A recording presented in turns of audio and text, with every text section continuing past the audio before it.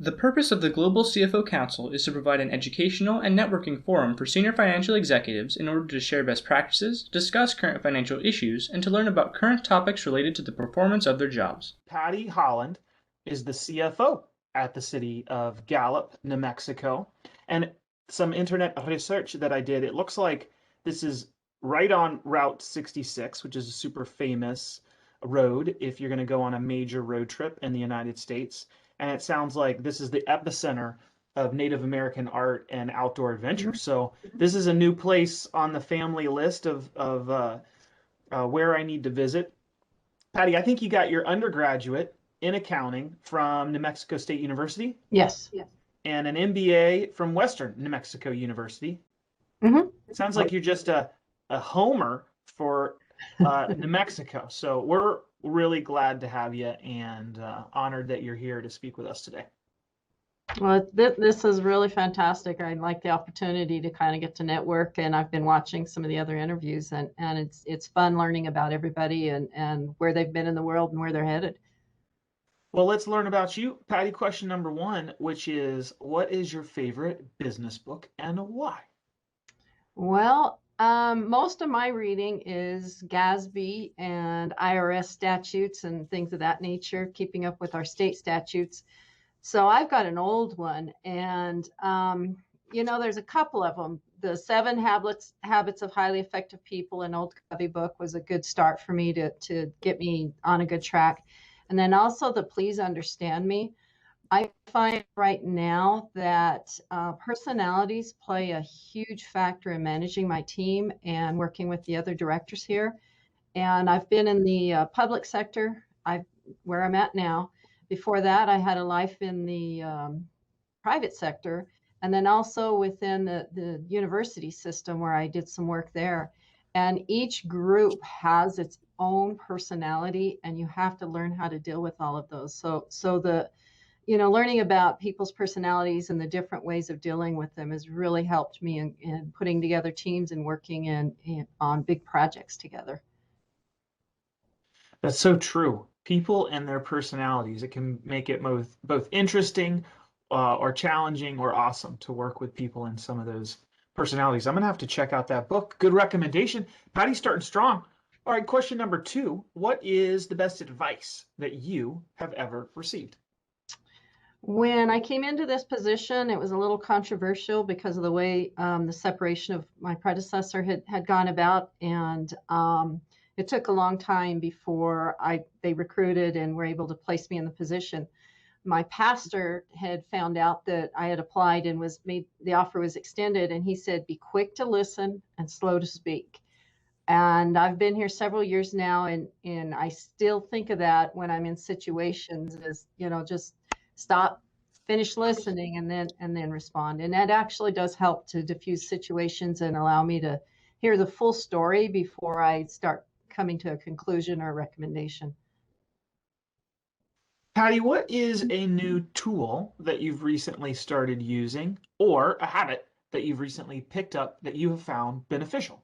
It's kind of both two of the same thing. I do a lot of lists to keep myself organized and remind myself of don't forget this or that, because if it's something I'm kind of dreading or not looking forward to dealing with, I tend to put it off. So it has to be on the list so I get to it. But that's all part of also I stage things at night. Before I finish the day, I stage things for the next day to make sure that my morning's going to go fine, that I've got everything set that I'm going to need for work, and that I get there without forgetting anything, because I live out in the country, so I can't just run home at lunch and pick up my cell phone if I leave it, or my computer or whatever. So the lists and then staging things in advance really helps me to stay organized and to feel like I've got it together when I walk into the meetings. I think that's so important to plan that work and work the plan. You're so deliberate, then you're setting yourself up for success instead of failure. And very good. Question number 4, talking about that current job, what is the best part of the current job as the CFO of Gallup? Budgets.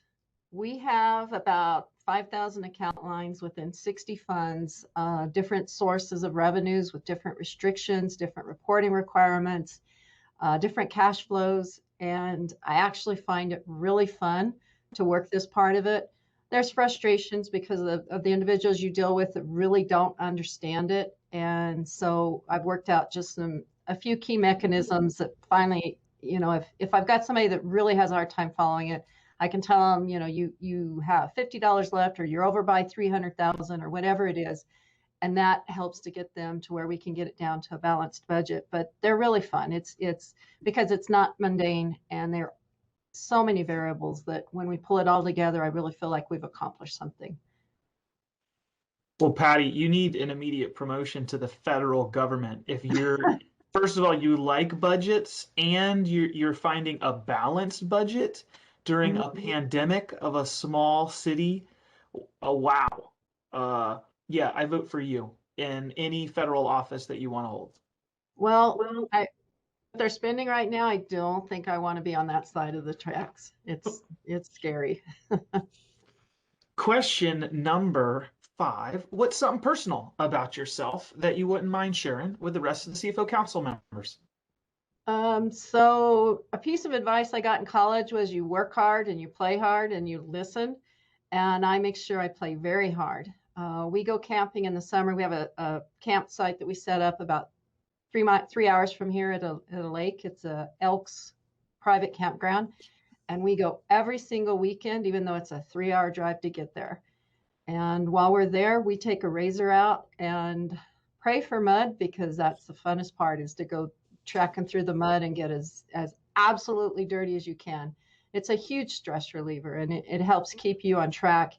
It allows me, and because the group, everybody up there, we're all Elks members, and they don't work with me. So it's also my opportunity to vent if I've got something that's just driving me nuts that I really can't change. I just have to learn how to cope with it. Or if I need to bounce ideas, because there's some great leaders up there from different industries and different municipalities, and it's really good networking for me. But play hard is what we definitely do. That sounds super cool. Out there on a razor, driving around like a maniac out in the dirt and the mud of New Mexico. Wow. Yeah. All right.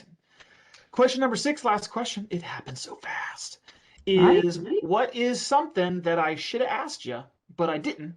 And what is your answer to that? What my advice to the world is, and I think a lot of people see it right now because we've been in this pandemic so long and so many things have occurred that we really didn't plan on and that were quite shocking and really close to home, is you need to live life to the fullest now. Even though you're tired, go play for the weekend. Don't necessarily sit on the couch and recuperate from a stressful week, or don't miss that opportunity to go visit your family or to go create a new memory with them. I think too many of us wait for retirement to start, when we retire, we're going to do this, or when we retire, we do that. And I still got those plans. When I retire, we're going to upgrade our camper and get a new truck, and we're going to hit the road. And we've got plans to be out somewhere warm all year long, because I don't like the snow, and we get enough of it here. I don't care for it. But it's just, you got to live it to the fullest right now and enjoy it, make those memories, and appreciate what you have, because we don't know what tomorrow is. Amen. And we've all learned that. If we didn't know it already, we've definitely learned it over the past year. And I think that's a great call to action. There's a theme here of listening and planning, but doing. It's not just about the planning. It's the whole process, and you're living out what you're telling other people to do. So that sounds fun.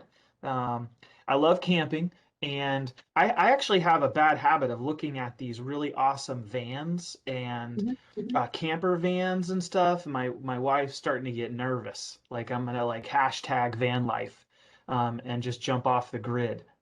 It's starting to look appealing.